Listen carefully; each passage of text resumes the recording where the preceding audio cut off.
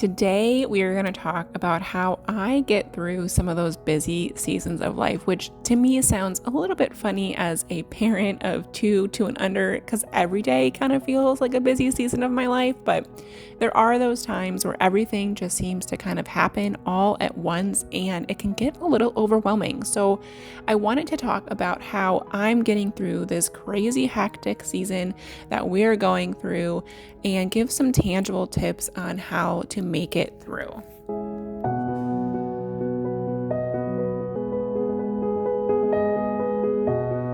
So let's get started with tip number one. Now, I really like to prepare what I can.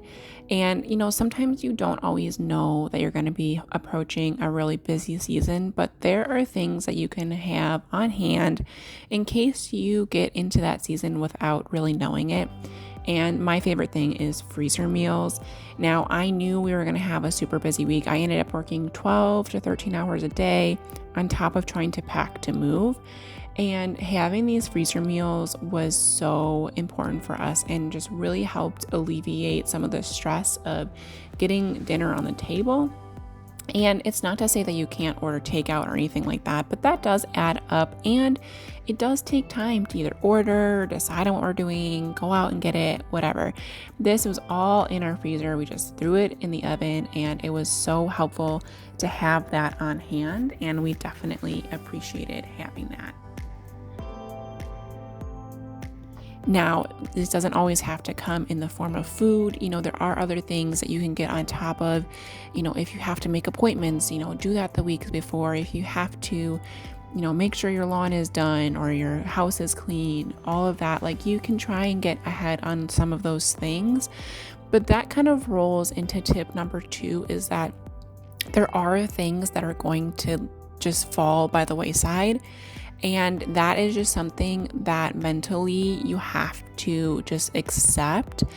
And I know it can be harder for other, depending on, how you accept some of those things. Like some people just have a really hard time living in a cluttered house or a messy house, and it can be harder for others. But to the extent you can, just give yourself a little bit of grace during those times, because you are only one person, you are only one family, and your time is limited, and you really have to just make sure that you prioritize what is important during that time. So for me, it was, I had to get this work done. There was no, pushing it off. It was on a deadline and we had to move. The military was telling us exactly when we had to move, and we have really no choice about that. So those were our 2 priorities that week. And yeah, our house was a little bit messier than normal, and that's fine. Like you have to just be able to kind of let go of the things that you cannot do and be okay with that.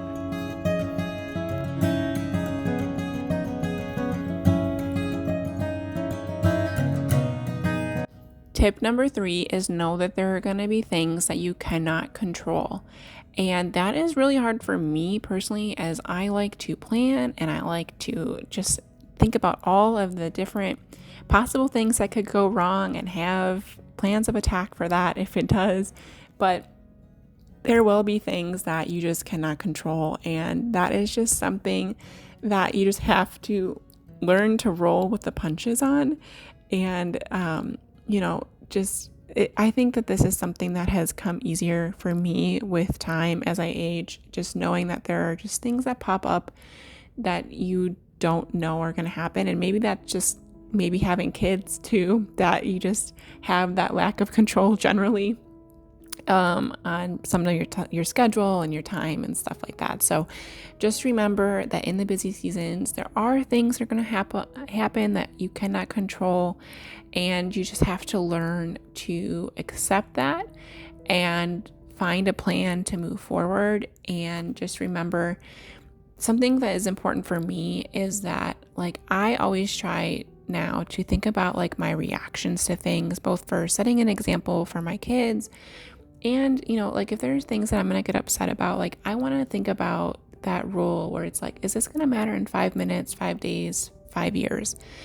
And if those things, if it's not going to matter in, a couple months, couple years, and I'm going to look back and feel like, oh, I really shouldn't have reacted that way. That's something I always just try to kind of think about, as someone who just can be more reactionary or, have less patience on things.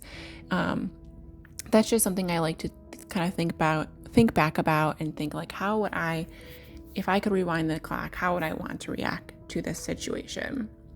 So tip number 4 is write things down. And so for my husband and I, we have a little Signal chat that we have, and you can title it your chats in there. And we titled this one Move, and we just kind of brain dumped as we thought of things that we would need to make sure we do before we move. So, hey, grab that piece of paper in the cabinet that is important for our move, or make sure we don't forget our toothbrushes because we'll need those day of moving.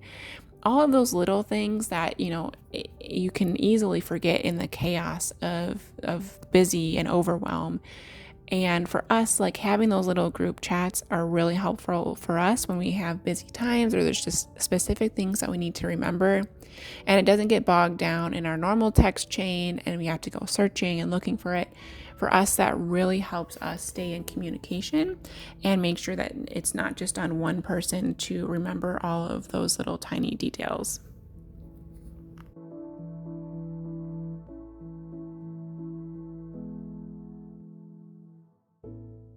Now, my last tip to you is going to sound a little bit counterintuitive, but stick with me here, and it is prioritizing rest.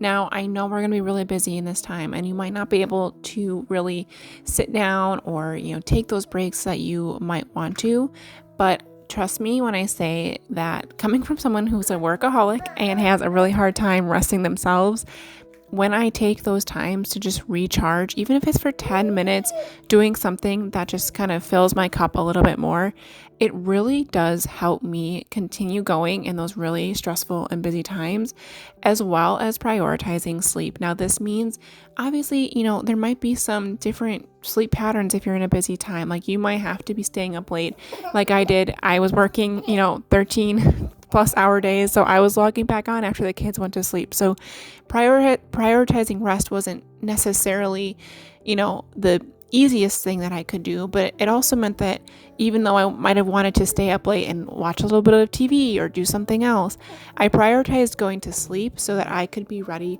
to start my day the next day and just really get through all those tasks that I needed to. So with that, I want you to drop something in the comments below, helping others know what you do in those times of really just busy, crazy times in your life and what you do that helps you make it through. And if this resonated with you, I would love if you would hit the subscribe button. I put out videos every single week on motherhood, cooking, and learning to homestead. So if that sounds up your alley, I would love to see you on my video next week. Until then, I hope you guys have a great rest of your week.